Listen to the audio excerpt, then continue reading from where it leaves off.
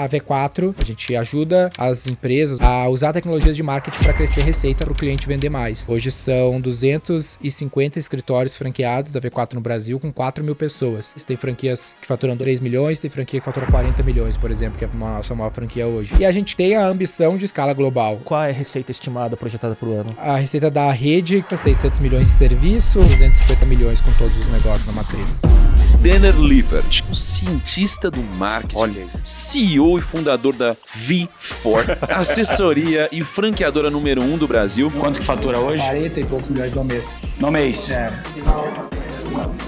V4 é um monstro gigantesco, é a maior empresa de assessoria de marketing do Brasil hoje. Ele está falando em chegar em 4 bilhões de receita. Você não tem um parafusinho solto, não, Zé? Assessoria de marketing que já ajudou mais de 5 mil empresas a venderem mais. E vamos vender, né? Hoje a gente está com 7 mil clientes ativos, uma captura de clientes significativa nos Estados Unidos. A gente mudou a sede para Campinas do headquarter, e lá a gente tem 6.500 metros quadrados de escritório. Também trouxe a flagship para São Paulo nesse meio tempo, né? Então a gente tem um escritório de 1.000 metros quadrados aqui perto. Por exemplo, vou falar em primeira mão, daqui um mês já vai ter sido anunciado, mas a gente fechou um contrato com o Flávio Augusto, por exemplo, como mais um garoto propaganda, entre aspas, da V4, conselheiro embaixador, né? É um contrato gigante, o maior que a gente já fez desse tipo, né, de personalidade, que a gente tem umas 10 lá. Trouxe o Nigro também, fizemos um deal com o Nigro, a gente comprou a stage do Nigro, primeiramente, do Grupo Primo. Parte de educação, né? Transferimos todas as nossas iniciativas de educação para a Stage. Esse ano deve fazer de 30 a 50 milhões de receita só a Stage. Trouxemos o Fernando, que era CMO da Exame, para assumir como CEO lá também. E esse ano a gente deve investir 50 milhões em mídia na marca da V4, a coisa de mídia, de publicidade. Então essa é uma das grandes apostas que a gente tem daqui para frente, inclusive.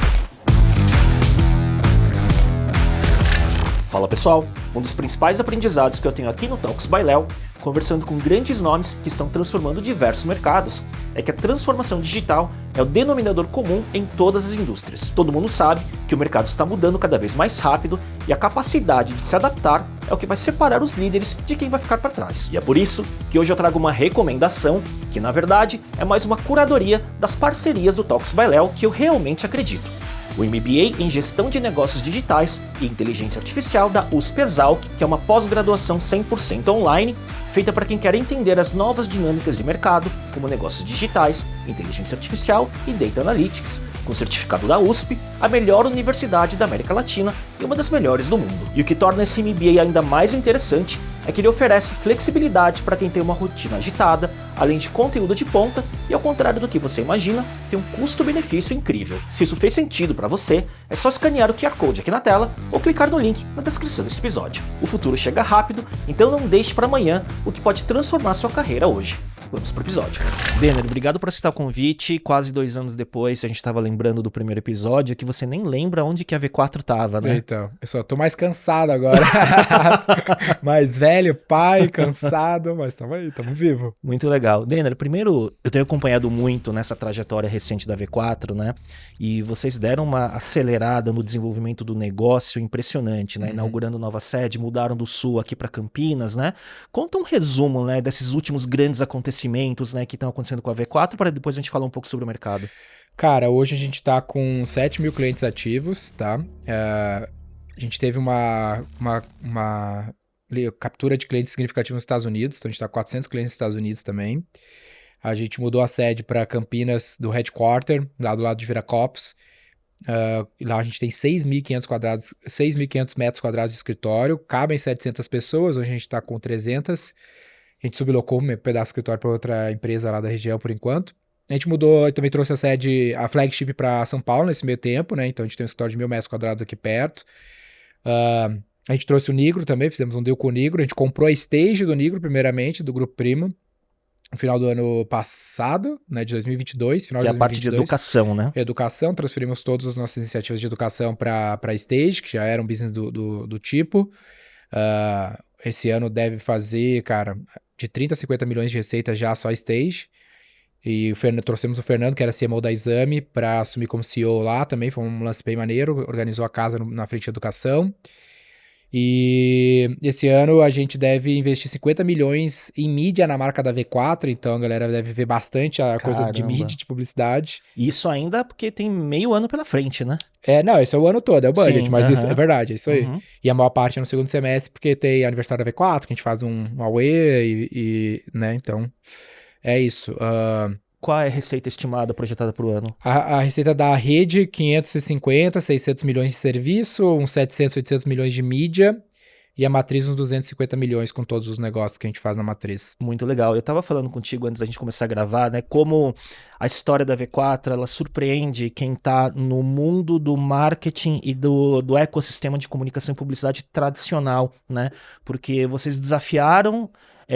são desafiantes do mercado através de um modelo de negócio diferente, tanto que vocês nunca chamaram de agência, né, e sim de assessoria, né? E eu tenho muito contato com CMOs, né, grandes agências e tudo mais, né? Para quem, se tem alguém que não conheça ainda, né, dá só um resumo de posicionamento, o que difere a V4 do mercado tradicional?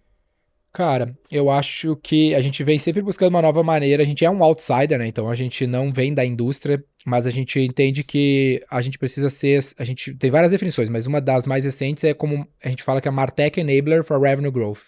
Então a gente ajuda as empresas, os empresários, os donos do marketing, que a gente chama, né, seja um CMO, seja o próprio empreendedor, a usar tecnologias de marketing para crescer receita através de assessorias de serviço, né, implementação de tecnologia e compra de mídia. Então, a gente faz isso. Então, no fim, a gente assessora um enabler do uso de tecnologia de marketing e mídia digital para o cliente vender mais.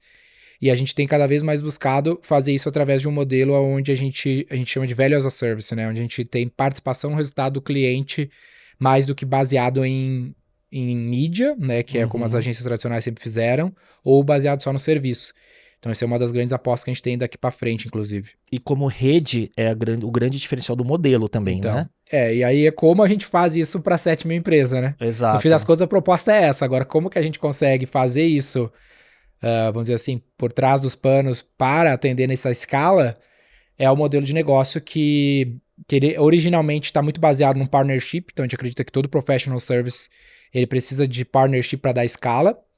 A gente se inspira muito no BTG, coisas do gênero, e a gente usou o modelo de franquia para fazer essa escala, né? Então, hoje são 250 escritórios franqueados da V4 no Brasil, com 4 mil pessoas.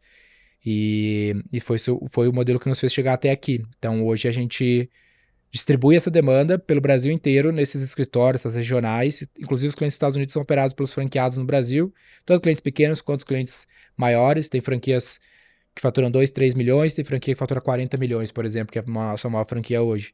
E esse é um lance muito louco, né? Porque a gente é muito baseado em encontrar um melhor modelo de negócio. Hoje no Brasil tem números que falam em 30, 40 mil agências de marketing. Nos Estados Unidos dizem que tem mais agência de marketing do que McDonald's e Starbucks somados. Sim. Mas nenhuma é uma grande rede. Então a gente está muito baseado em como que a gente coordena os agentes que já estão instalados e têm suas dificuldades do que tentar fazer um modelo talvez verticalizado e a gente opera tudo, sabe? E você tem... existe algum case correlato no mundo que fez algo parecido em modelo de negócio com escala, assim? Tem um case legal hoje na Califórnia, chama Scorpion, que é um cara que tem 15 mil clientes, mas não usa franquia como modelo, então fatura uns 200 milhões de dólares, com uns 2 mil funcionários. E a WSI no Canadá, que fez com modelo de franquia, chegou a ter 100 mil clientes, chegou a ter 1.000 e poucos franqueados, mas é uma empresa que tem 30 e poucos anos, hoje ela não está no auge, né? Então, não sei hoje como é que eles estão.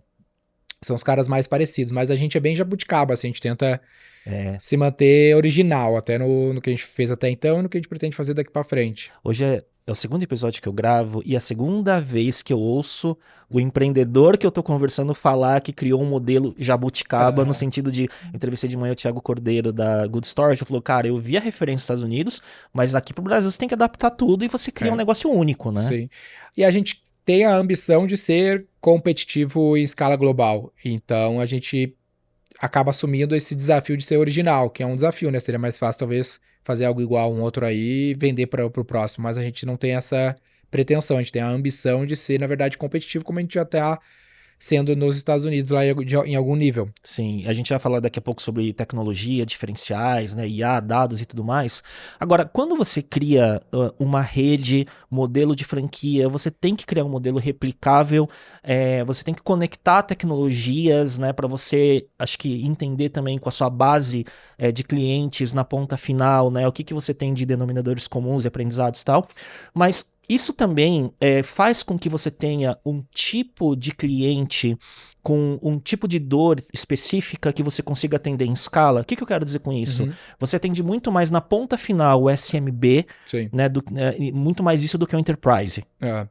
Cara, quando a galera pensa em franquia, a galera pensa numa pastelaria, né? Que eu consegui criar um padrão de como fazer esse pastel e ele sair igual em qualquer buraco do Brasil.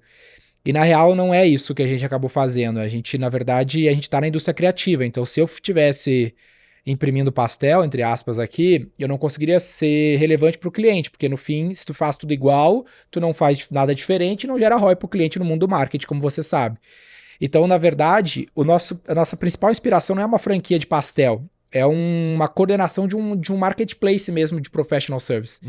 Então, como é que eu consigo criar um ecossistema criativo, onde o meu papel é organizar, treinar e desenvolver constantemente esses indivíduos para eles se manterem criativos, e aí eu aloco os melhores negócios nas melhores pessoas e deixo eles mais livres do que seria se fosse um modelo 100% focado em ser pastelaria, entregar algo igual.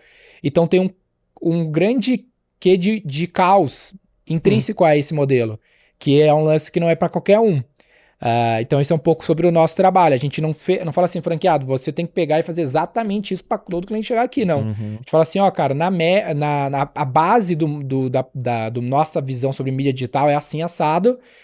Então esses são os elementos, e a gente segue desenvolvendo nesses elementos. Agora, quando tu encontrar o cliente e o mercado dele, como ele se posiciona, são elementos completamente diferentes. Todo cliente é diferente. É um artesanato em escala. Então a gente tentou, na verdade, fazer uma indústria criativa na V4, não uma pastelaria com modelo de franquia. Por isso que a gente encontrou a franquia como um modelo legal, porque a franquia é um jeito de eu trazer empreendedores. Como é que eu pego um projeto, que é o grande desafio, por que as agências não escalam em volume de clientes? Porque tu precisa de um monte de gente muito boa para gerar ROI pro cliente, né? Porque tu precisa de um cara criativo, né? No fim das contas, é empreendedor, não só criativo no aspecto mais etéreo, mas é empreendedor que se importe, que pense. Então, o franqueado que tá lá, commit, empreendendo o negócio dele, ele se a ideia é essa, né? Ele se preocupa com o cliente como se fosse o negócio dele. Sim, para gerar mais receita para o cliente. Exato, né? Porque, cara, mesmo que eu ensine ele que comprar a mídia é assim, assim, assado, o cliente tem um produto que se posiciona diferente de todos os outros clientes que ele pegou na vida, até porque se o cliente não tivesse isso, não geraria valor, né? Naquele micromercado daquele cliente. Então, essa é a base do que a gente tá tentando fazer. E aí, a gente, obviamente, tem...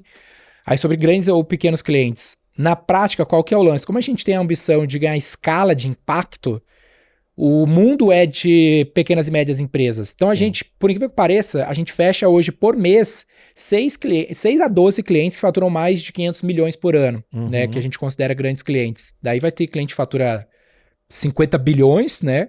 Vai ter a XP, por exemplo, que é um cliente nosso há 4, 5 anos já. TOTOS, agora a gente estava negociando. Só que no nosso volume é nada, porque a gente fecha hoje 1.000 novos clientes por mês. Só que ainda, são poucas empresas que fecham 6 a 12 clientes desse tamanho por mês. Sem dúvida, porque você tem a escala em quantidade dos SMBs, os pequenos e médios, e grandes contas numa escala maior que talvez a maior agência de publicidade tradicional. Exato, e aí a gente cada vez tem criado mais portfólio de produtos, que é um desafio dos últimos 2 anos, que foi quando eu lancei o Hexa, que era recente. Então a gente está num movimento de portfólio de produto, como é que eu crio mais coisas para atender os clientes que têm maior capacidade de performar. Perfeito. Mas em nenhum momento a gente quer parar de ter escala. Então, cara, a gente está muito focado no large, que é o cliente de 50, 500 milhões. Esse range de 50, 500 milhões, a gente está falando de dezenas de milhares de empresas no Brasil. Então, hoje a gente deve ter desse range aí 2.000 clientes. Mas eu posso ter talvez 30 mil desse cara, sabe? E tem alguma característica, por exemplo, 50, 500 milhões, mas, por exemplo, empresa de dono, ou pode ser uma multinacional, por exemplo? Pode ser uma multinacional.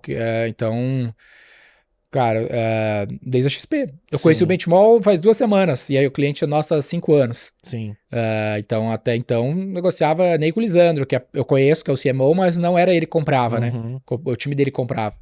Que quando conhece o Benchmall é uma instituição, basicamente. E ele, né? ele não compra, né?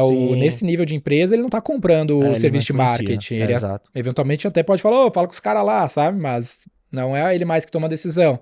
E no fim das contas, a gente entendeu que a grande empresa, sabe melhor do que eu, ela é, no fim das contas, a junção de várias pequenas empresas. Por exemplo, a gente raramente participou de concorrência.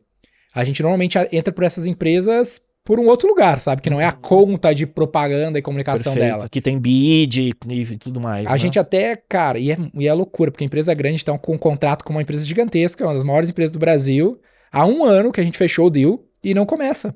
Porque fica embrólio de burocracia. Contrato. É multinacional, aí veio o Sim. gringo, aí o gringo, beleza, mas daí agora o diretor, Várias instâncias. do diretor, e o cara, acabou esse projeto? Não, tá rodando, vai sair. Faz E- 1 ano, eu, caralho.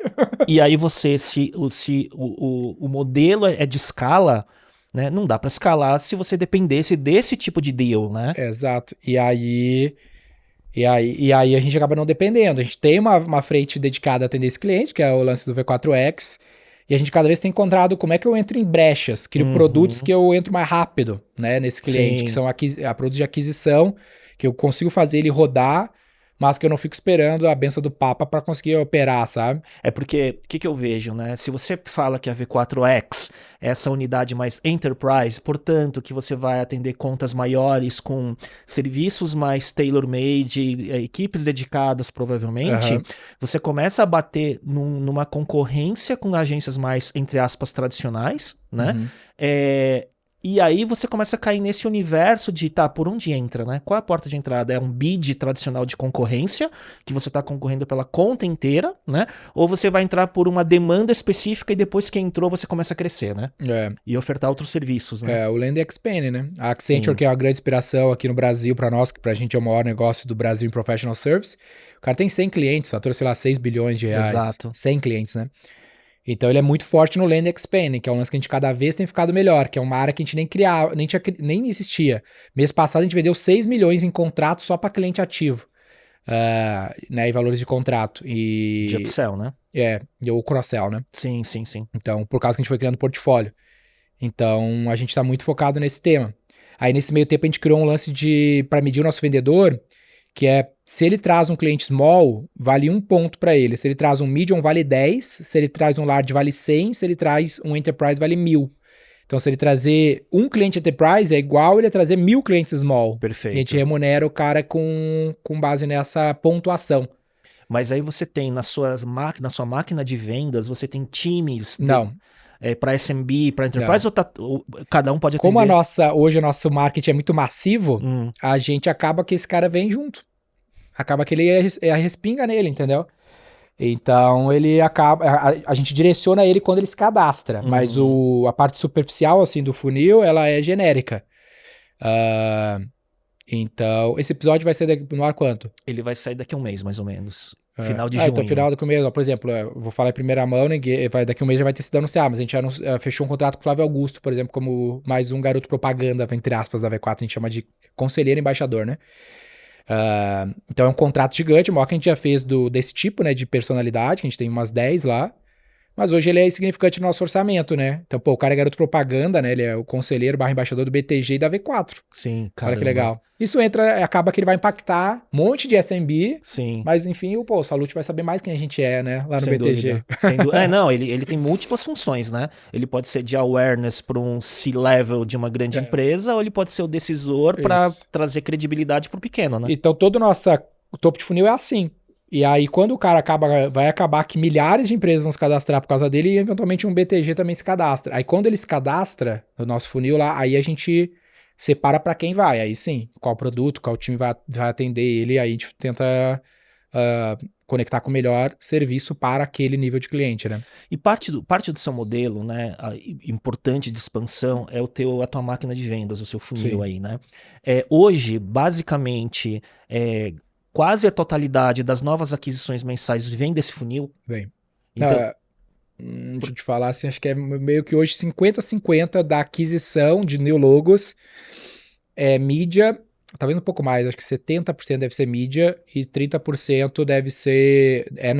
não é orgânico / recomendação, que a gente força muito a mão. Porque hoje a marca é tão forte, né, que o branding, né, e na verdade toda essa estrutura de autoridade que vocês construíram, até de base, conteúdo, hoje a gente tem né? 250 mil empresas na base de e-mail, que a gente tenta reativar, base de seguidor. E que barateia o CAC. Barateia o CAC. O CAC direto da mídia, ele é 3 vezes maior do que o CAC médio, se eu dividir meu custo de mídia pelo total de clientes que eu trago, né? Perfeito. Hoje, quais são os diferenciais de oferta, né? Você falou que estão horizontalizando e colocando mais competências de entregas, né? Então, eu imagino que deve ter começado lá atrás com mídia de performance, e depois, Sim. obviamente, entra CRM, né? Mas até onde vocês chegam nessa horizontalidade? A gente tá mudando bastante, assim, para solução, né? Ao invés de vender, por exemplo, time dedicado, vender, faço tua mídia também.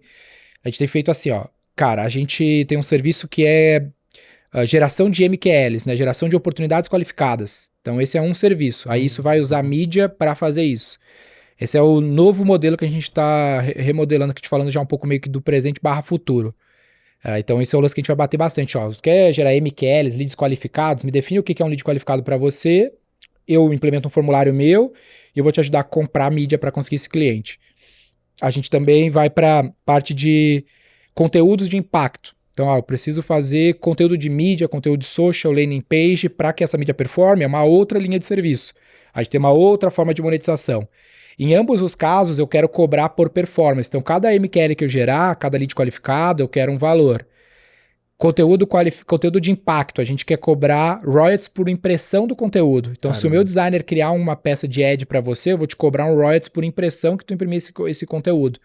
Porque se a gente tá sempre tentando cavar um jeito que tem que ter variável. Senão eu não consigo encontrar um modelo de remuneração que faça sentido para ambos os lados. Ao invés de eu ir lá cobrar um designer dedicado por peça, eu falo, cara, eu cobro o custo da peça, mas se tu veicular ela pra caramba ou pouco, aí vai depender do ROI que tu encontrar nela, eu vou te cobrar pelo CPM. Perfeito. Então, se o CPM é R$10 na média, eu vou cobrar 3, 2, R$1 por impressão. Aí, se tu adquire clientes digitais, então e-commerce ou um serviço, um banco, te cobrar por CAC, né, para fazer mídia para essa finalidade. Vender para os teus mesmos clientes, que entra CRM, WhatsApp, tanto para reativar a base ou para pegar essa base e empurrá-la mais para o funil. Aí a gente tem um serviço para isso. Aí tem uma parte mais de consultoria e treinamentos, que a gente faz auditorias nos teus processos atuais, treina teu time de vendas, coisas do gênero. Aí a gente tem a parte de dados. Esse aqui a gente está até investindo bastante em tecnologia, que a gente pluga os dados do cliente, constrói dashboards em tempo real, coloca um chat AI para conversar com os dados dele e cobra por request. Cada pergunta que ele fizer, eu cobro de um crédito. Eu vi um conteúdo recente seu, você falando, né? É um conteúdo até legal, que você tá comendo. E você com o cara, né? E você fala assim, que o cara fala sobre, o que você acha de fazer um micro SaaS, né? E aí você fala, não, mas cobrar um valor pequeno e ter uma escala de clientes, e você falou, não, é muito melhor você cobrar um variável, né, na receita sob a utilização do serviço, né? A gente fala que o SaaS a gente não curte. A gente curte o VAS, que é o Value as a Service. Então, ao invés de eu cobrar uma assinatura para o cara usar uma plataforma de BI, eu cobro 0, mas toda vez que tu perguntar para minha AI sobre os dados que eu tô te apresentando, eu te cobro parte do teu crédito. Perfeito. Então, o cara pode me pagar R$10 ou R$10.000. Vai depender de quanto valor eu gerei para ele querer falar com a minha AI sobre os dados dele. Que continua sendo uma receita recorrente, só que variável de acordo com o uso. Isso. Por exemplo, se o iFood fosse um business de receita recorrente SaaS, ele tava fudido. Sim. Ele só é o que é porque ele é gerador de valor para o restaurante, Sim, que é o cliente dele na minha cabeça, entendeu? E é proporcional de acordo com o valor do pedido, né? E é recorrente, porque ele conseguiu criar caso de consumo recorrente. Não empurrar uma assinatura no cliente. E a gente eu tava falando outro dia, não sei, com algum CMO de alguma empresa, a gente falando, cara, o iFood, ele conseguiu virar nome de categoria. Porque as pessoas não falam, vou pedir um delivery, vou pedir um iFood. Exatamente. Isso é muito difícil de acontecer numa categoria, né? Totalmente. Então, é um pouco disso que a gente tá olhando. E aí, em todas essas linhas, a gente tem o valor como parte do win-win, né? Um job to be done, então, cara, eu vou gerar lead, eu vou adquirir cliente, eu vou vender mais pro teu mesmo cliente. E a gente tenta criar a tecnologia no meio desse processo, Perfeito. Não como algo, né? Eu não quero vender o meu formulário lá Typeform, não. Eu quero que ele faz sentido no meu processo aqui. Ele não tá contratando uma ferramenta. Isso. Né? Por exemplo, tem um produto que a gente tá lançando agora para clientes grandes, que é um produto que a gente criou internamente, que é o Lead Broker. Você já ouviu falar sobre isso? Não. Hoje, quando eu gero 10 mil leads por mês na V4, metade disso é qualificado no meu critério, do formulário do que eu considero um lead que vale a pena falar. E aí o meu franqueado, ele tem acesso a um sistema chamado Lead Broker, onde ele visualiza esse lead. Você falou. Mas isso existe já faz tempo, né? Já faz uma tempo, inovação 2 anos atrás. E hoje ele tá mega aperfeiçoado. Aí a gente spin-offou ele. A gente tá levando pra XP. Então, Virou um produto. a gente tá levando, todo mundo que tem rede, a gente tá ajudando o cara a orquestrar a rede dele da mesma maneira que a gente orquestra legal. a nossa. Porque esse mês, nossos franqueados vão depositar mais de 3 milhões de reais para comprar lead no sistema, no mês. Então, a gente tá levando para todo mundo que tem rede, inclusive CPG, né? A gente tá levando para Franquias. tipo assim, pensa numa indústria de carne, né? Uma indústria qualquer de CPG que não é detentora do sellout. Como é que ela faz hoje trade? Ela faz visual merchandise, trade market clássico. Perfeito. Ela não tem nada de tracking, né? Pra medir a conversão de fato lá no sellout. Então a gente levou lá pra uma indústria e falou, cara, vamos pegar lá teus 3 mil pontos de venda que revendem teu produto, que tem vendedor nesses pontos de venda. Vou falar um exemplo que não é o caso, né? Mas que fica cala pra todo mundo. Vamos dizer que seja a Samsung. Pô, a Samsung tem lá centenas ou milhares de revendedores de Samsung que ela tem até verba cooperada. Perfeito. E aí estamos falando de canal físico. Canal físico. Tem Beleza. vendedor lá na Magalu. Então a Samsung hoje, se ela gerar um lead de alguém querendo saber mais sobre o produto dela, ela não tem força de atendimento porque ela não tem, ela poderia até ter no e-commerce dela. Mas ela poderia vender esse lead para Magalu, porque a capacidade dela gerar o lead mais barato que a Magalu é muito maior, porque ela é a Samsung. Ok. Só que hoje ela não criou uma relação de repassar esse lead. Então a gente, no Lead Broker para varejo, quando o lead se cadastra no anúncio da Samsung, a gente conecta, a gente traz uma AI no WhatsApp, começa a qualificar. Então aí, Léo, tu quer comprar um Galaxy sei lá o quê? Porra, exatamente, tô vendo esse Galaxy que eu vi no Edge. Pô, onde é que tu é? Pô, eu sou aqui do Brooklyn. Você vai pontuando esse lead. Aí fala, eu sou aqui do Brooklyn. Aí no back eu já te conectei com o vendedor da Magalu mais próximo. Perfeito. E cobrei do saldo dele do lead. Retornei a verba de mídia pra Samsung. Gerei um lead mais barato pra Magalu do que se ela tentasse fazer a campanha direta. E ela tá tendo track em tempo real, entendeu? Você resolve dois problemas. Você gera demanda para ponta no varejo e você gera o cadastro 1P, first party, para a indústria, Exato. que é o desafio dela quando tem canal. Exato. Então a gente quer cada vez, a gente até fez um planejamento estratégico recente, que a gente entendeu que o nosso cliente, essa é a loucura, já vou te falar um pouco do futuro. O nosso cliente não é a marca na V4, o cliente da V4 é o consumidor. Então se a gente entender melhor do consumidor do que qualquer um, então hoje a gente entende muito do consumidor empresa, né, como um vendedor de coisa para a empresa. A gente começou a levar essa solução, XP, TOTUS, vocês podem usar esse mesmo sistema para ganhar, a gente compra mais mídia do que vocês, não faz sentido. E aí a gente quer levar isso para outros modelos. Então, a gente quer cada vez mais ter ativos proprietários, por exemplo, ativos de mídia. Sim. Então, a gente está negociando e talvez saia nos próximos dias ou meses, compras de ativos de mídia B2C mesmo, para a gente deter propriedades intelectuais. A gente comprou um site chamado Franchise Store, que é bem pequenininho para fazer um teste, da gente ter um ativo de mídia nosso, que a gente compra a demanda de audiência. Sim, e funciona como uma programática para vocês. E a gente não vende mídia dentro do site, a gente vende a venda fechada, igual a V4. Na verdade, a mídia, a tecnologia e tudo mais são meios de você chegar no resultado que você vendeu para o seu cliente. Porque a gente sempre entendeu que a V4, a agência, ela não compete só entre elas, né, como solução para marca. Ela compete com o Mercado Livre, ela compete com Perfeito. o Facebook, ela compete com o iFood. Então ela tem um monte de restaurante na V4. Só que esse restaurante chega lá na V4 e fala assim, eu quero vender mais. Aí eu falo, posso te ajudar com mídia, tecnologia e serviço. Ele chega no iFood e fala a mesma coisa, quero vender mais. O iFood fala, pluga aqui e me paga 20%, se der certo. Sim. Aí ele fala, vou pro iFood, no brainer. São ecossistemas, né? E quando você fala Mercado Livre, você tem a solução completa com o Mercado Ads, os retail media, nada mais do que isso, né? Exato. Você, dentro do ecossistema, resolver toda a sua dor de Exato. gerar conhecimento até a conversão dentro do ecossistema. A gente, por exemplo, tá negociando, botamos uma oferta hoje para comprar um site a lá Mercado Livre, todo mundo conhece, logo provavelmente deve sair se deu, para a gente lançar um competidor em marketplace para o nosso cliente varejista, que a gente quer operar ele dentro do TikTok. A gente acha que tem uma janela de oportunidade em live commerce, que ainda está mais explorado. Sim, TikTok Shop agora que estreia e tudo mais, né?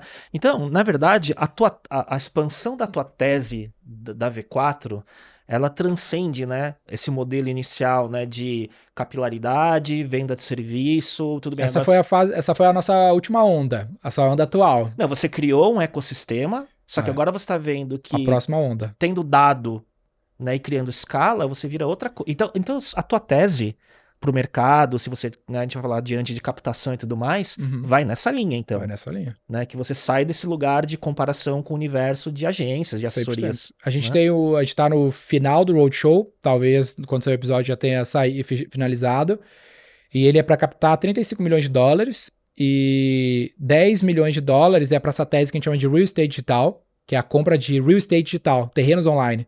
Então hoje o Brasil tem vários terrenos online. Lá a Infomoney. Se eu tivesse comprado a Infomoney, eu seria um fornecedor muito melhor para XP do que eu sou hoje. Perfeito. Só que a XP comprou, né? Sim. A Exame foi comprada lá pelo BTG. Assim como vários fizeram anos atrás, Magalu comprou desde Jovem Nerd até Canaltech. Exatamente. Né? Então a gente tá olhando exatamente para isso. Pô, tem um setor lá que é mega importante para ver qual foi franchise store, né? A gente tinha vários clientes franqueador que nos contratavam para vender franquia para eles. Então eu tinha lá 10 clientes franqueadores, que cada um comprava R$1 de mídia. Então, ao total, eles estavam comprando R$10, só que eles estavam comprando a mesma audiência. Todos estavam tentando falar, ô Léo, eu quero vender uma franquia pra ti, ô Léo, eu quero vender uma franquia pra ti. E o Léo tomando ad pra caralho, o Facebook top, porque ele cobrou R$10, cobrou R$1 de cada um. Aí a gente olhou pra isso, só que tu só vai comprar uma franquia, né? Então, o meu franqueador A, que no caso aqui ele comprar R$100 mil, por exemplo, de mídia, ele aproveitava acho que gerava 2 mil leads, ele vendia 20 franquias no ápice da campanha dele. E aí eu falei, cara, mas as outras 1.980 leads, eles vão comprar outra franquia, só que eu vou ter que comprar esse lead de novo, porque eu não posso vender outra franquia pro cara, porque é do franqueador. E aí a gente falou, se a gente tivesse colocado os 100 mil no nosso bolso e nós tivesse atendido os candidatos à franquia...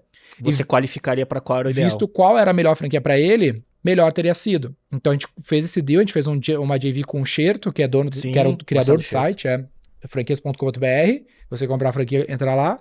Então a gente roda a ad, falando, você comprar a franquia, eu vou te ajudar a comprar a melhor franquia para você.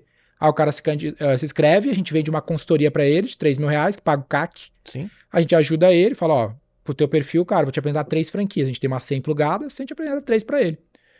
Que são as melhores. Sim. Qualquer uma que ele comprar vai me pagar mais uns R$20 mil de comissão por ter trazido aquela franquia para ele. E já entra nesse seu modelo de performance. De real estate digital. Sim. E de sucesso, né? E de sucesso.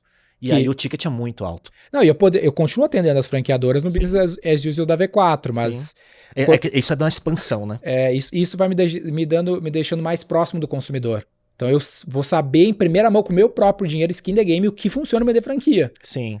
Então a gente quer fazer isso em N verticais, para ficar cada vez mais forte no domínio do consumidor. E daí se você vai, então, quer dizer, o teu grande ativo depois vai ser o dado e o entendimento do comportamento desse público, né? Isso. E aí se você junta tudo, dado, mídia, modelos de negócio e tudo mais, as possibilidades são infinitas. Infinito. De como você trabalha entendendo de comportamento e o que você vende para ele, né? Exato. Então, cara, tem uma parte toda aqui que aí é $10 milhões é para isso, 10 é para uma tese de data provider.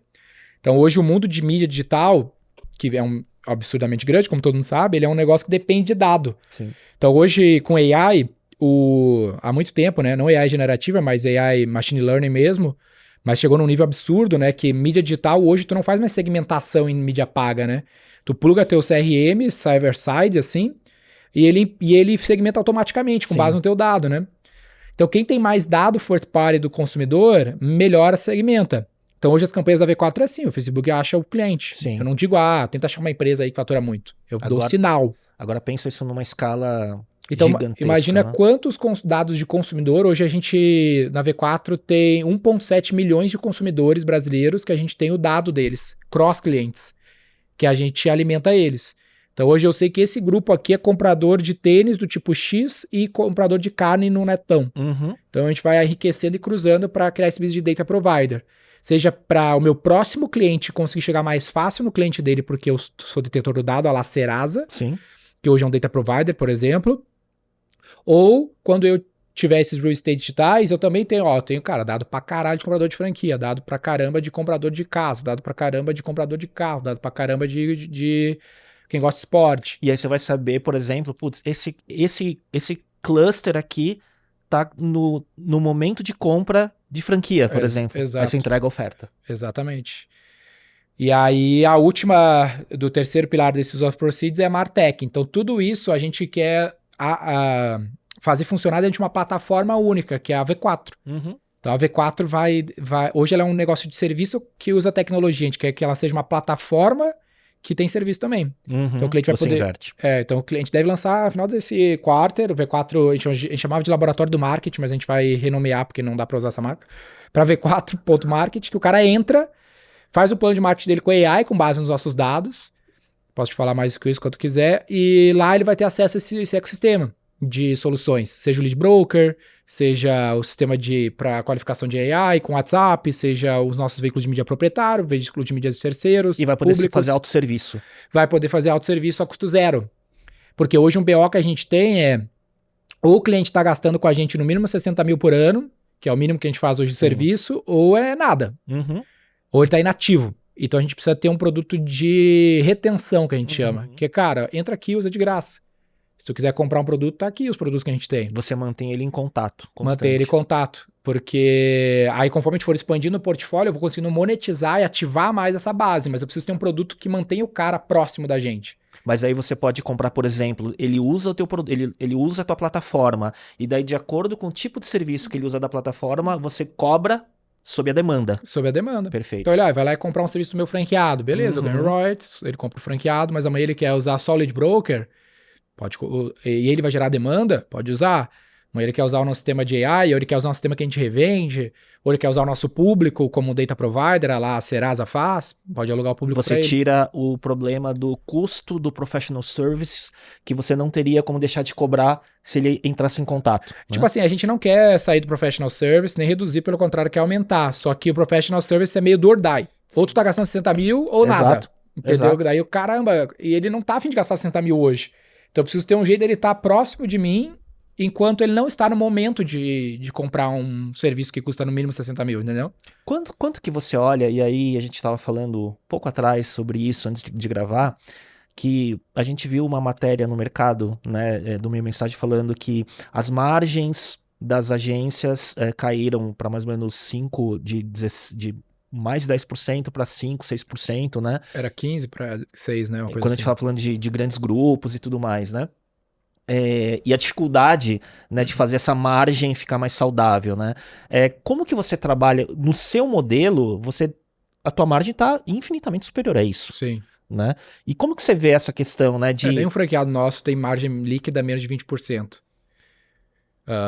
Mas qual que é a tua pergunta? Não, então, mas aí Foi mal. como que você vê o futuro do modelo, né? Porque parece que a gente tem uma corrida para o zero no modelo tradicional de prestação de serviços das agências, Sim. enquanto você está decifrando um novo modelo que, cara, você desafia a forma como o serviço é prestado na indústria, né? De certa forma. Cara, há muito tempo a gente não aposta nesse modelo da agência, porque a agência clássica, ela meio que tá na merda, mas tá quentinho, que é o modelo do BV, né? Sim. Então é muito nesse modelo que eles tratam lá, que é o cara vai lá, vai pegar um cliente que investe 100 milhões, 200 milhões em mídia, Na Globo. né? E ele vai ficar com, na pior hipótese, se tudo der errado pra caralho, 5% disso. Mas pode ser 10, né? Pode ser até mais. E aí ele tem que montar um time lá pra operar. E só que aí os clientes começaram, porra, mas não é o suficiente, mas não é o suficiente, mas não é o suficiente. Aí o cara, não, mas eu tenho que ser full service, então eu tenho que fazer parte de dados, tenho que fazer um monte de coisa. E essa margem vai ficando menor, e o cliente já espremendo parte da mídia começa a ir pro digital, que não paga esse BV. Exato. Aí o cara fica num puta conflito de interesse, então o modelo tá todo esquisito, assim, conforme o mundo evoluiu. A gente nunca teve nesse modelo, nunca ganhei BV na vida. Acho que ano passado, pela primeira vez, a gente ganhou o BV de um veículo que pagou 500 mil pra nós, né? De, sei lá, 500 milhões que a gente colocou de mídia ano passado pros clientes. Então, tipo assim, irrelevante pro nosso modelo. Mas eu acho que essas agências, elas não necessariamente, elas talvez tenham que olhar pro modelo da Globant, da Accenture, né? Esses são os caras que estão desafiando esses caras que trabalham com as grandes contas, né? Que talvez estejam pegando parte desse recurso. Acho que é para onde os grandes grupos globais devem estar olhando, né? Globant surgiu na Argentina, vale, sei lá, 8 bilhões de dólares na Nasdaq. Um dos melhores múltiplos de professional service, tudo mais do mundo. O grande desafiador da Accenture, que trabalha muito no sucesso com o cliente, né? Nesse modelo, pelo menos a Accenture, não sei o quanto a Globant está assim. E é isso. Ou modelos completamente diferentes, que é o que a gente está fazendo. Que já foi feito muito, né? Perguntou de referência. Esse modelo do Real Estate Tal, ele é baseado muito no case da Red Ventures. Né, nos Estados Unidos, não sei o quanto conhece. Então, é um cara que fez isso. Hoje tem acho que 16 veículos de mídia que são da Red Ventures lá, que era uma agência há 20 anos atrás e sacou tudo isso que eu falei e migrou para um outro modelo. Só que você está pegando, né, diversas referências várias e conectando num modelo jabuticaba, né? Porque a própria Red Ventures, ela é muito sem precedente, assim. Então, e é fora que é uma empresa de capital fechado, eu tenho muito medo de tu fazer, não, eu vou fazer a Red Ventures no Brasil, mas, cara, tu não sabe se eles estão ganhando dinheiro pra caralho mesmo, porque eles são uma empresa de capital aberto. Então, não dá pra ir cego na referência. No fim das contas, a inovação é a gente se inspirar, combinar e transformar em algo novo. Então, pô, tem um fundamento interessante que eles fizeram. Mas outra inspiração pra nós em Enterprise é a Gartner. Gartner é uma empresa de capital aberto que, cara, imprime margem demais.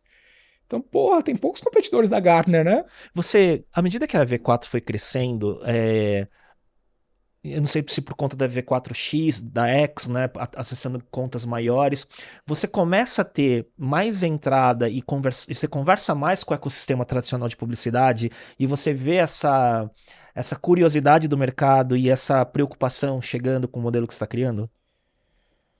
Cara, eu acho que essa turma, assim, da publicidade mais clássica, esses caras vivem num universo paralelo, assim. Os contatos que eu tenho com eles, os caras estão viajando, assim. Tipo, não no sentido de estarem pensando errado, mas no sentido, assim, de estar em outro universo.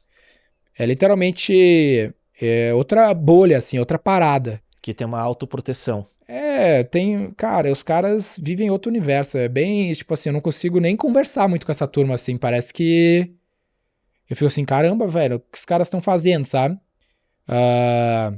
Eu acho que o grupo que investiu na gente é um grupo que é diferente, porque tem o case do Rock in Rio, de ter criado um IP proprietário. Que é o grupo Dreamers, que se formou a partir da Artplan, né? Que fez o Rock in Rio, então ele tem esse case em casa de ter vivido a construção de um IP proprietário, que é outro bicho, né? Tem lá o Acelera aí, do Alan. No último... tá no mesmo ecossistema. Tem no mesmo ecossistema. A gente tá falando muito do Kings League, por exemplo, no último reunião de CEOs. Então, apesar deles terem muito presença nesse universo tradicional, eles são os caras que eu tenho mais contato de bastidor, que estão mais atentos até pra ter esses cases em casa. E eu vejo assim, caramba, ninguém fez nada parecido nesse universo de agência, sabe? Com o que foi o Rock in Rio. Você tá falando dessa questão do grupo Dreamers, né? Mas você vê como você olhar para a IP de entretenimento também é uma plataforma, né? De você eles são sócios do Rally dos Sertões, da Maratona do Rio. Então, o que eles fizeram? Que eu entendo lá nas conversas com eles. Eles pegaram todas as capabilities que eles têm, que eles estavam vendendo cliente a cliente, que é a parada mais frustrante do prestador de serviço de publicidade, comunicação, tu começa do zero em cada cliente, cada campanha. E tu tem que ficar lutando pra ele fazer o que tu acredita. E às vezes tu tá errado, e às vezes ele tá errado. O que o Dreamers fez em algum dado momento foi o Roberto pegar todas essas capabilities dele e ele alocar com a pele em risco na construção do Rock in Rio, lá se ferrou numa parte do tempo e depois conseguiu virar. E aí ele criou um ativo com a capability dele maior do que a Artplan, sei lá, 20 vezes maior. Sim. Então, tem muita capability boa dentro das agências que os caras não constroem coisas proprietárias. A gente deu esse case do Kings League. Ao invés de eu ficar lá conversando com o cliente a patrocinar o Brasileirão, por que a gente não cria um negócio diferente pro cliente que é nosso? Não, e o Kings League, eu tava falando aqui com o pessoal com o Forlani, que é um dos fundadores do Omelete, tava falando exatamente isso, né? Que é essa inovação nessa intersecção do futebol com influencer creators, com streamer e tudo mais, que você cria uma outra coisa de entretenimento, né? O que eu acho que falta nas agências, que isso aí talvez eles caem na real, ou não, foda-se, mas é pele em risco, entendeu? É tipo, a relação é muito assimétrica, né? O cliente fica com todo o risco e também fica com todo o poder, então o cliente tá sempre assim perante a agência. Não é assim com o Rock in Rio. Com um cheque na mão, né? Com o Detal, com o Rock in Rio, a relação já é muito mais simétrica. Porque, cara, se tu não quiser patrocinar o Detal, vai ter que patrocinar. Óbvio que não é tão simples assim, você mas... tem o seu concorrente que vai patrocinar, Mas, né? cara, tem um spot pra banco, vai querer ou não vai? Tá? Não é literalmente assim, mas percebe que é bem mais assimétrico do que eu chegar assim, tu quer me contratar pra me tocar tua mídia? Porra, tem 50 agências querendo tocar a mídia do Itaú, tá ligado? Não é comoditizado. Só existe um Rock in Rio, só existe um Kings League, só existe um Maratona do Rio, só existe um Rally dos Sertões. Óbvio que o Roberto quebrou pra fazer o Rock in Rio, mas fez. Tomou muito risco, foi muito visionário. O case dele é uma coisa absurda, assim. Então a gente tá, cara, vamos pele em risco. A gente compra mais mídia que quase todos os nossos clientes, entendeu? Porra, quem compra 50 milhões de mídia digital? Pô, são poucos caras no Brasil que compram, talvez uns 50, 100? Sim, 50 mês, né? 50 milhões de anos que a gente compra. Ah, V4. sim, isso só pra tua marca. Isso. Não pros clientes. Não, pros clientes, mas eu digo assim, quantos anunciantes no Brasil Sim. compram 50 milhões de mídia digital? Talvez uns 100, Sim. no máximo. E 50-50, não 50 de tabela de offline. Não, é mídia Google, Facebook, TikTok. Só no TikTok eu compro 100 mil reais por mês, B2B, sabe? Então, pele em risco pra caralho. Eu tô tão preocupado com a performance do TikTok quanto qualquer um dos meus clientes, sabe? Exato. Ô, Denner, quais foram os seus desafios, assim, de escalar o negócio do ponto de vista de cultura, de time, essa mudança que vocês fizeram do Sul agora para Campinas, né? Sim. Quais foram as dores da porta para dentro, cara? Cara, empreender é um ato de acreditar no invisível. Então, tudo isso que eu tô te falando, que já é realidade, um dia não foi, e várias coisas que eu tô te falando ainda não é, e vai ser bem diferente do que eu tô te falando na prática. Então, essa fé que tu precisa ter e esse dia a dia que as coisas às vezes não estão indo bem, ou as apostas que tu precisa fazer e elas não vão exatamente como tu acredita, e tu precisa de tempo e dinheiro e paciência para que elas fiquem boas. Pô, o Rock in Rio quebrou a Artplan, né? Então demorou uns 10, 20 anos para ele acertar. Reconstruir. Uhum. Para virar o que era, né? 87, 80 e poucos foi o primeiro. 85. Depois demorou 10 anos pra fazer de novo. 85, 92, se não me engano. Então, cara, até o negócio começar a virar o que era 2000 e pouco já, né? Sim.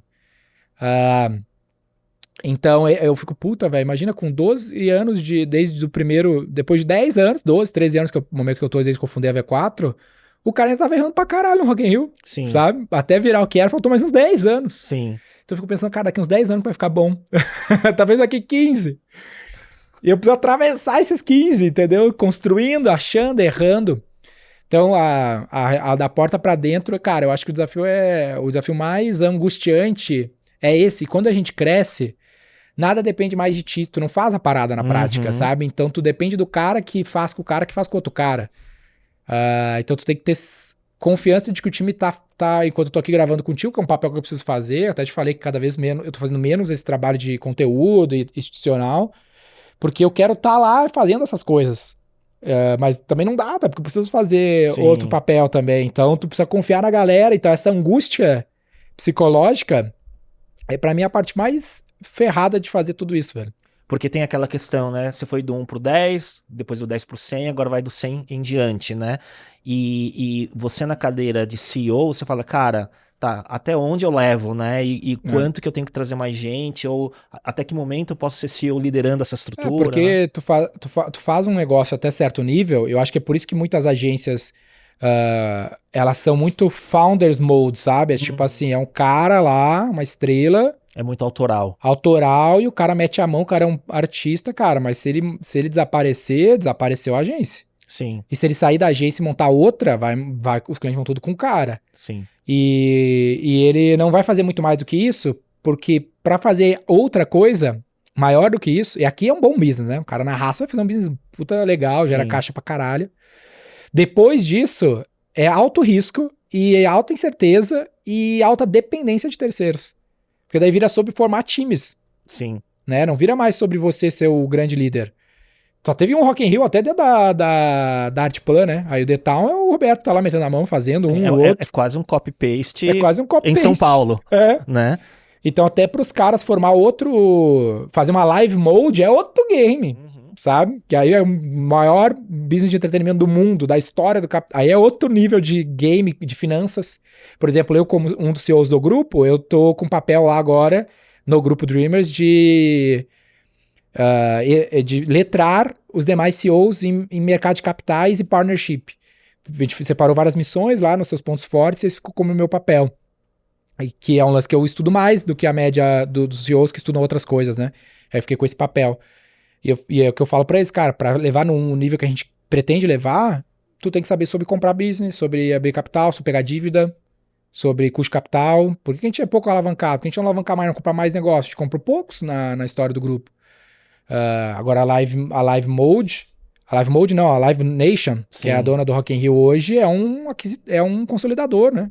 Que o CEO é o Luiz Justo.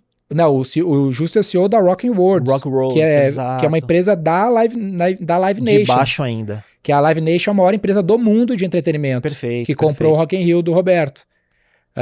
Então hoje o Dreamers é dono de uma parte minoritária do Rock in Rio. O dono majoritário é a Live Nation, que é o maior business de entretenimento do mundo, capital aberto. Tinha o CEO mais bem pago do mundo, inclusive.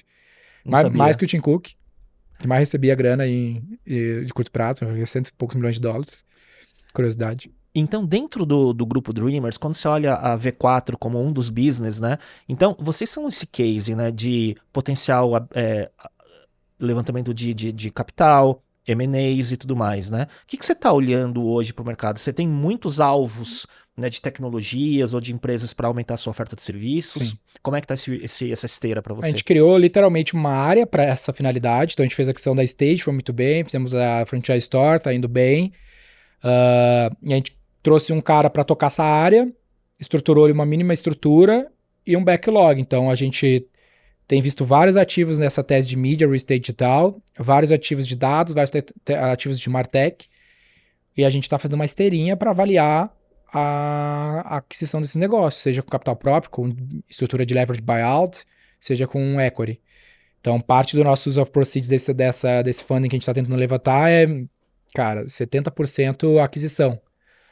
Que é o play global, todo mundo faz isso, entendeu? Não consolidar necessariamente, como foram os grandes grupos, mas como talvez uma inspiração mais próxima dentro do Brasil é a TOTS.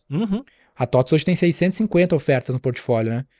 E veio majoritariamente de aquisição. Sim. E aí com pilares muito claros, né? Tipo Business Performance, que foi onde adquiriu a RD Station e outros, né? Deu várias merdas ao longo da vida deles, mas eles acertaram muitas. Sim. Então, estrutura de capital top, estrutura de aquisição de empresas muito top, consolidação, de integração, toda essa estrutura de M&A muito, muito bem feito. E aí, né, sinergia dentro do cliente, né, cross-sell para lá e para cá, rede de parceiros, distribuição. Então, isso que a gente vê, eu tenho 10 mil empresas que se cadastram para contratar V4 todo mês. Por que só 1.000 compram? Né? Por que não 2.000, 3.000 não compram? Porque eu não tenho portfólio para atender todo mundo. Perfeito. Por que das que estão ativas, elas gastam na média X e não 2X? Porque eu só tenho portfólio limitado. Então, quer dizer, a tese, né? Eu acho que essa transformação e evolução da tese da V4 como um todo é o que dá essa clareza de como essa esteira vai andar, né? E a gente cada vez mais profissional mesmo. Eu sempre fui muito focado, cara, eu preciso fazer um negócio, tipo assim, no topo do capitalismo, nos mais sofisticado possível.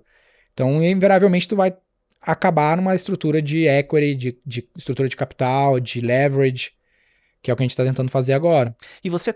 Eu vejo, acompanhando seus conteúdos e tudo mais, eu vejo que você sempre foi um cara muito estudioso, né? Então, em cada momento do negócio, eu vejo que, não sei se foi isso, que você foi estudar lá fora também, né? E preparando para esse novo momento. E quando você fala, eu estou diminuindo minhas atividades públicas de conteúdo e tudo mais, é muito para esse momento da V4 de captação, de expansão, né? Porque, como eu te falei, nosso tempo é limitado. Então, a gente tem que escolher muito bem a alocação desse recurso onde vai destravar mais retorno. E aí, produzir conteúdo é uma atividade que destrava muito valor nesse mundo atual, né? Um founder-led growth, Sim. Ele é relevante mais do que nunca. Controle de narrativa, tem vários benefícios. E eu fiz isso por muito tempo e tem algum grau de sucesso aqui para V4 nesse sentido. Mas, eu também tenho que descobrir a próxima pernada, as próximas ondas. Eu também tenho que ser o CEO da próxima onda. Eu também tenho que levantar capital, então eu tenho que fazer Investor Education, que é outra parada. Eu tenho que ajudar o time a desenvolver produto. Eu sou muito hands-on, acredito muito no Founders hands-on, no Founders Mode mesmo. Permear todas as áreas do negócio, faço one-on-one pra caralho, tem um monte de reporte direto. Entro em clientes que são mais maiores, mais estratégicos. Então, cara, não tem tempo pra tudo, entendeu? Então, esse ano eu fui na SXSW, fui pra China, fui pra Nova York, vou fazer um curso em Stanford. Nem sei mais se eu fui alguma coisa, eu vou ir. Então, essas viagens também tomam um puta tempo, aí tu não faz mais um one-on-one, tu não entra mais deep no produto, aí tu volta a parada já tava pegando outro fogo. Não, e aí vai perdendo a percepção do próprio negócio, né? Se você não equilibra muito bem esse momento, né? E um lance que eu acho que eventualmente a galera romantiza, que o papo reto na minha experiência até então cara, uma pessoa faz muita diferença, velho. Sabe aquele papo, não, o Steve Jobs não era genial, era o time da Apple que fazia o trampo. Cara, não era. o cara era brabo mesmo. O cara é um multiplicador absurdo, né? Tipo das assim, competências. Óbvio, tinha uma galera muito pica lá, mas tem um tempero que um líder destrava, velho. Não é Sim. porque esse cara é melhor, mas ele tem uma competência complementar, tipo assim, tem canhões lá dentro da Apple, né? Dando esse exemplo mais super mainstream. Pega, sei lá, a Dib, qualquer grande líder. Que é o que o Brian Chesky do Airbnb fala lá do Founders Mode. Que acabou de dar um salto com o Airbnb agora, né? No modelo deles, né? Então, eu não sei o quanto viu esse lance do Founders Mode, que ele trouxe bastante à tona, então... Cara, isso é um lance que eu vejo... Tô vendo o livro do dono ali do Toledo. Cara, é muito isso, velho. Sim. Uma pessoa, ela destrava um valor brutal no negócio. Então, você, que é o founder, eventualmente, que é essa pessoa que destravou valor até certo ponto... Cara, o negócio depende muito de ti, velho. Você teve momentos nessa jornada de mais de década da V4, onde, a partir de um certo ponto do crescimento, você achou que isso andaria mais independente e você perdeu um pouco a mão, Sim. indo mais para virar essa figura pública e olhando menos? Não tanto pela figura pública, porque eu sempre fui meio receoso com essa parada. Mas do tipo assim, cara, eu vou ser um investidor no meu próprio negócio, não um operador.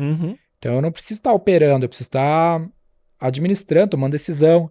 E aí isso mais high level. Middle assim, manager, eu vou contratar uns caras brabo. Sim. Contratar um cara que vai ganhar 1,5 milhão por ano, e esse cara vai, revolucionar, não revolucionar. E eu não olho mais isso, né? Mano, é bizarro, eu cheguei a fazer esse movimento. Ter cara assim ganhando 1 milhão por ano, e o cara, não é possível, o cara não consegue destravar nada, velho. Não consegue, velho. Porque o cara não tem toda a tua visão. Então, tipo assim, não é que o cara é ruim, mas ele ainda vai precisar de você, não importa o quão bom ele seja, sabe? Sim, você pode até ter essa pessoa, mas você não pode largar tanto. Não pode largar tanto. Né? E grandes empreendedores que eu tenho conversado, essa questão do Founders Mode, né? A cultura, ela tá sendo muito valorizada agora, porque eu vejo que todo mundo em algum momento errou por delegar demais e se afastar um pouco. Então, quando o Brian Chesky fala do Founders Mode, ele valida uma coisa que tá no inconsciente de muitos founders. Porque eu me senti assim, cara, não é possível que eu seja tão pau no cu assim, entendeu? Que eu queira ficar em cima, que eu queira apertar. Micro gerenciamento, não, né? Mano, não pode ser assim, tu tem que ser um líder, não sei o quê. E aí, cara, não é possível que eu seja tão ruim, então. E dá certo, mas uma galera fala que tá errado, então deixa eu fazer do outro jeito, mas também dá errado. E precisa de um grande nome como o Brian Chesky falando. Opa! E aí vem outros caras, tipo o founder da NVIDIA, falou que tem 100 reports direto, que não faz one-on-one, e outros caras do gênero. Tu vê assim, cara, não sou tão maluco assim. Sim. Então eu acho que foi o Brian Chesky que ele falou uma analogia que eu gostei, né? Agora, principalmente que eu tive filho nesse meio tempo, que ele fala assim, cara, a empresa pra galera é que nem uma criança. Se tu olhar uma criança ali, tu vai uma criança, todo mundo tem uma consciência coletiva de tu vai ajudar a criança, Sim. né? Mas não é teu filho, entendeu? Se for teu filho, é outra parada, sabe?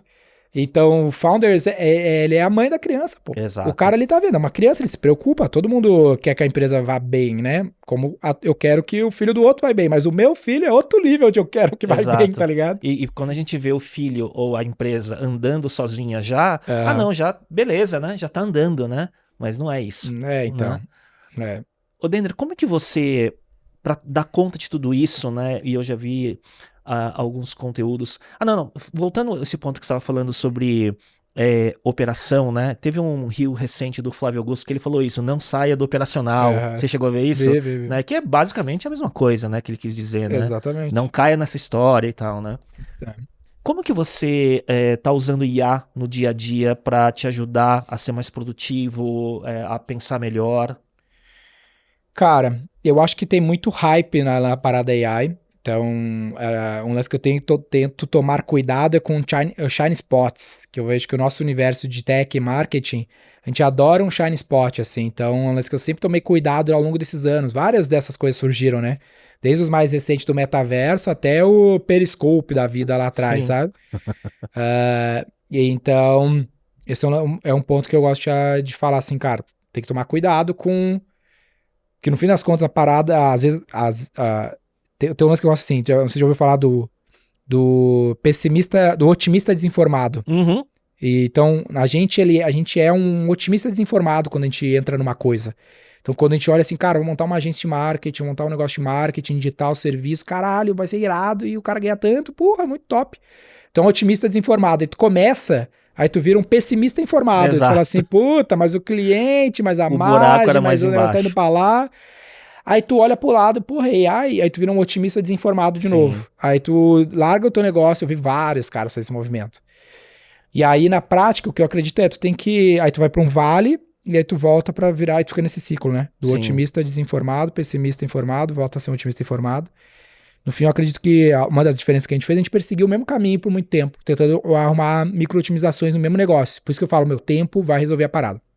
Dito isso, a gente tem hoje, por exemplo, a gente tem um deal com o Google, né, lá com o G Suite, onde a gente tem o Gemini para geral, então eu aposto muito no Google como a grande ganhadora do mundo da AI há muito tempo, porque ela que criou essa parada, né, do Transformers lá atrás. E semana passada, no evento do I.O., A gente mandou o time lá no evento do Google. Começou a mostrar como a AI está se conectando a todos os produtos, né? E ela já venceu em todos os benchmarks de AI, o Gemini.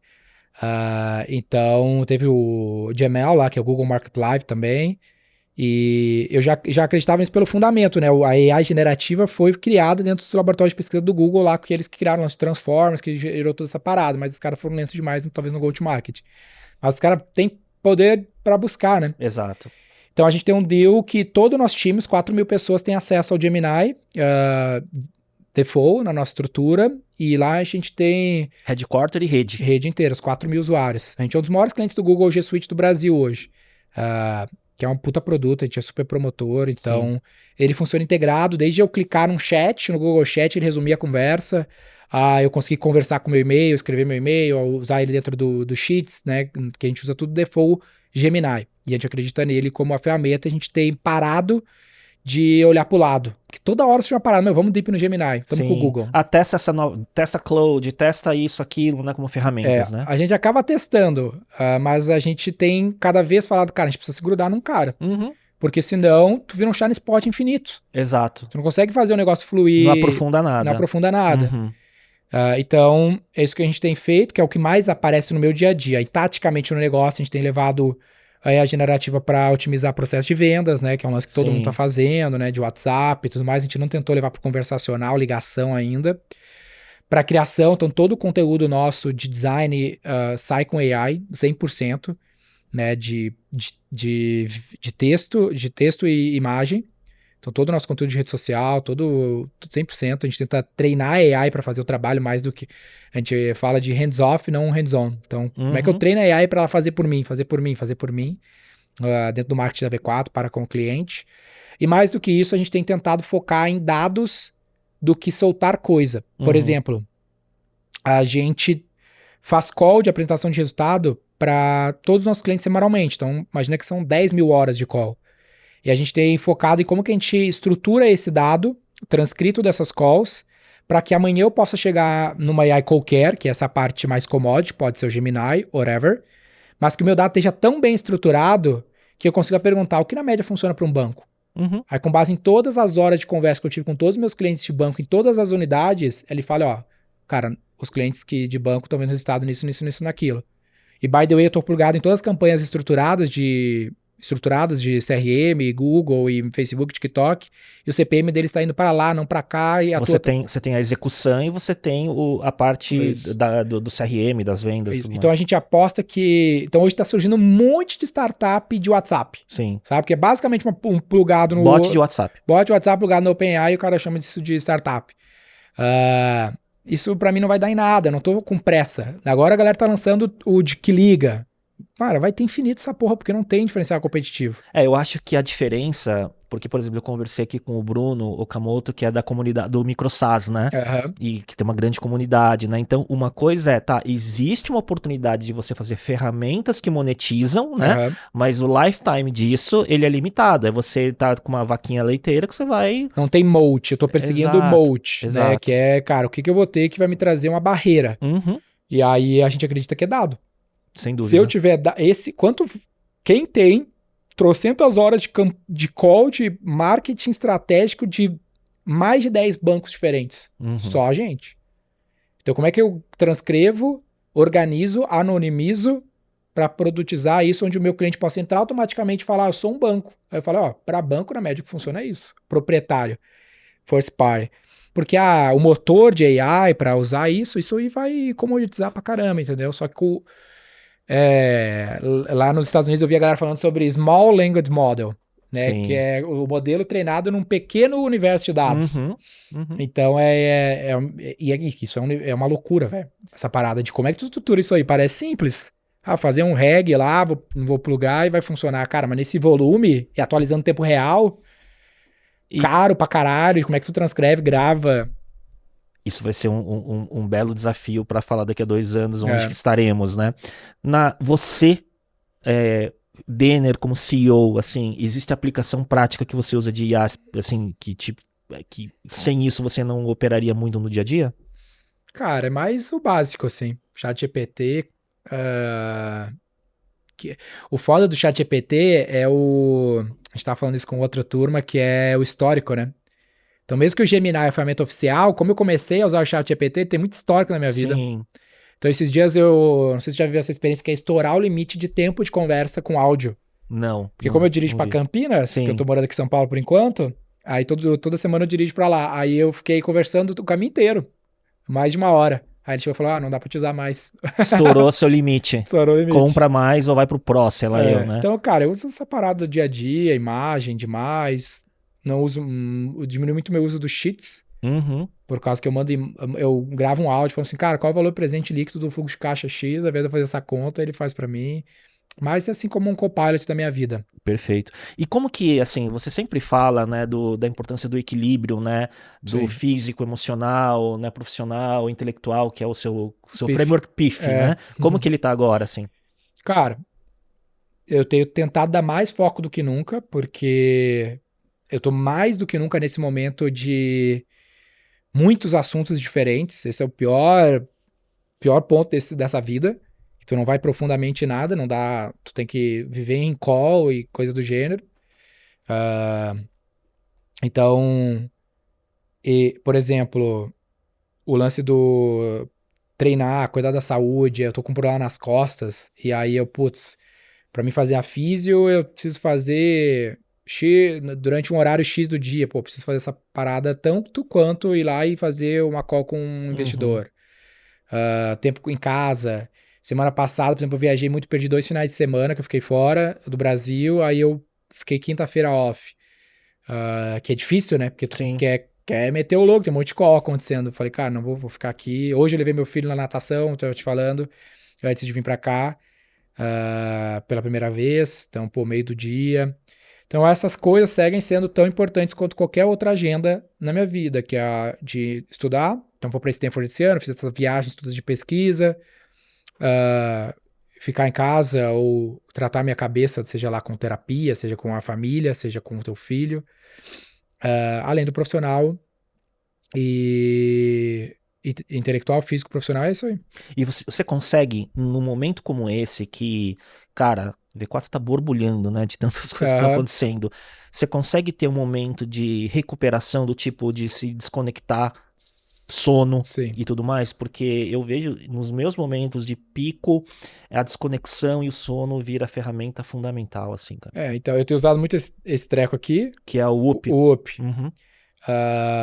Então, por exemplo, eu fui pra China, esse aí me quebrou pra caramba, assim, o lance do fuso. Eu nunca vi essa experiência. Não, é verdade, né? A nossa gravação que seria foi por causa da China, né? Tava na China. E, cara, demora 1 semana pra te voltar, velho. É muito louco, assim, voltar pro fuso. O que você viu lá, cara, que te surpreendeu, assim? Cara, ou nada? Me surpreendeu que a gente perdeu, assim. Tipo assim, os chineses, eles ganharam, assim, cara. Xangai, falo pra todo mundo, vale mais a pena do que tu ir pra Nova York.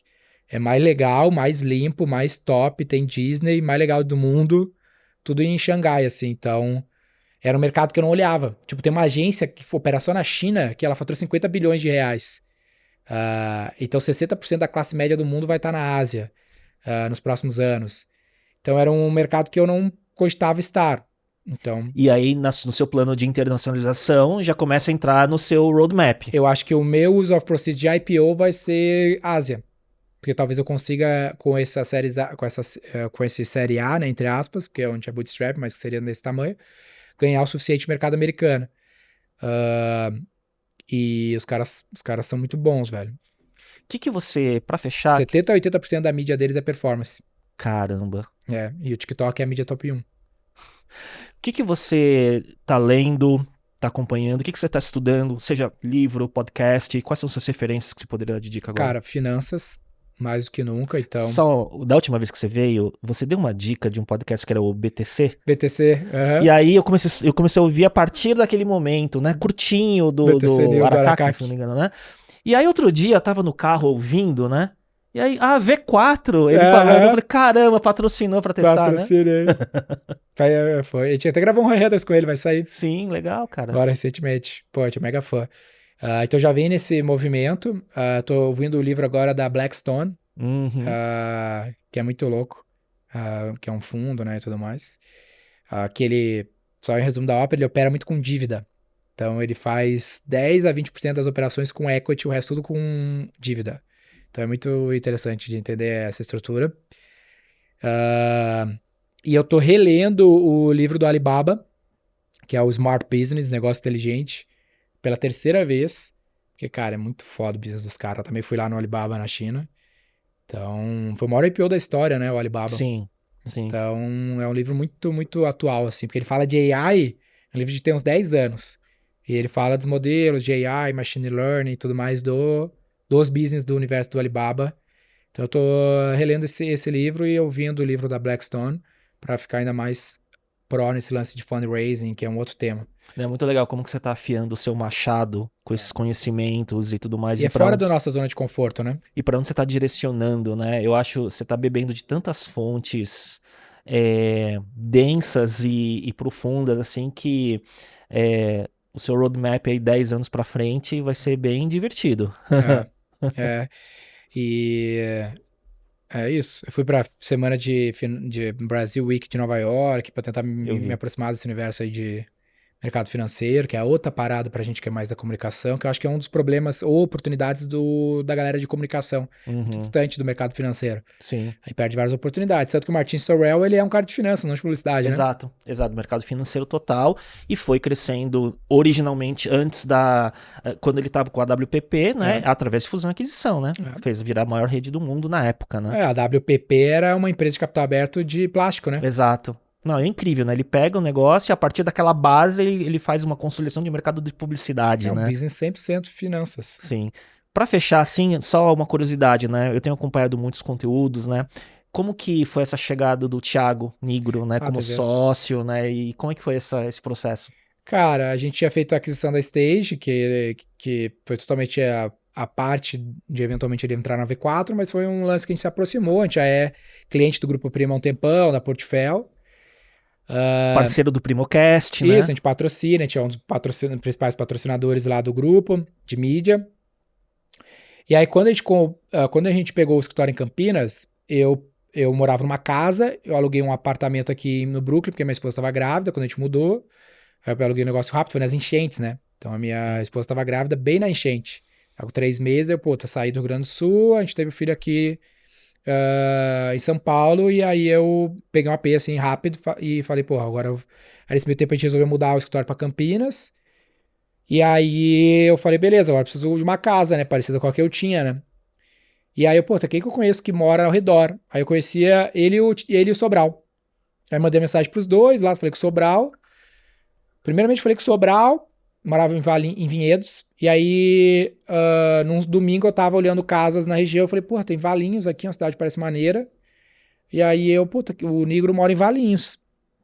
Aí, mandei uma mensagem pra ele, falei, na segunda-feira, fiquei olhando umas casas no domingo, mandei uma mensagem pra ele na segunda-feira, falei, cara, tô com história em Campinas, tô procurando uns negócios aí na volta, tu conhece alguém que tem alguma casa, que faz um deal, né?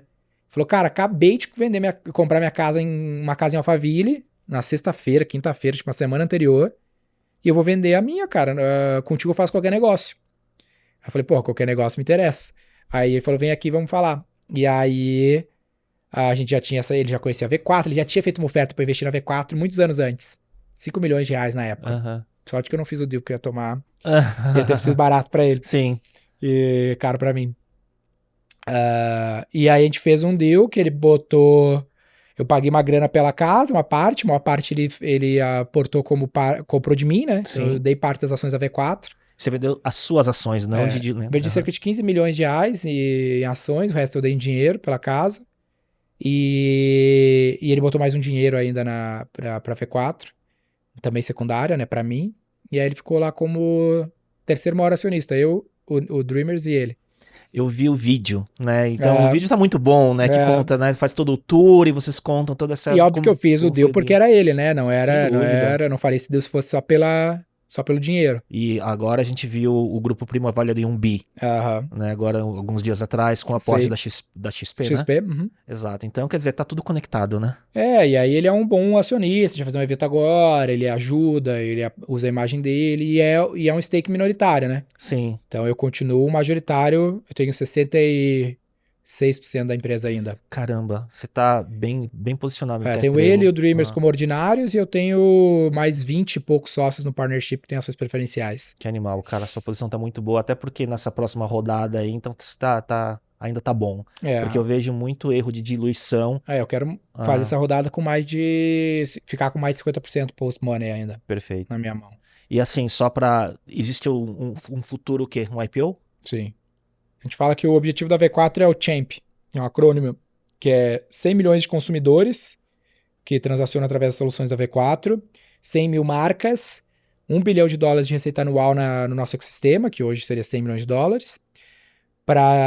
Aí é o C, né? O C de Customer, H de Hosted, 100 mil clientes hosted, A de Annual Revenue de $1 bilhão, o M de Milestone, que é fazer um IPO, e o P de perpetuar a V4 na lista das 2.000 maiores empresas do mundo pela Forbes 2000, que ela elenca as 2.000 maiores empresas do mundo em 4 critérios na empresa de capital aberto. Em quanto tempo? Esse é o longo prazo. Perpetuar, é pra manter lá, né? Muito legal, cara, muito legal. Eu gosto dos seus acrônimos, viu? Eu só conheci o PIF, agora conheço o CHAMP. Né? Sabe por que a gente fez o CHAMP? Pra finalizar, porque tem uma pesquisa de Harvard que ela pergunta para os executivos e lideranças das empresas quais são os 5 principais objetivos estratégicos.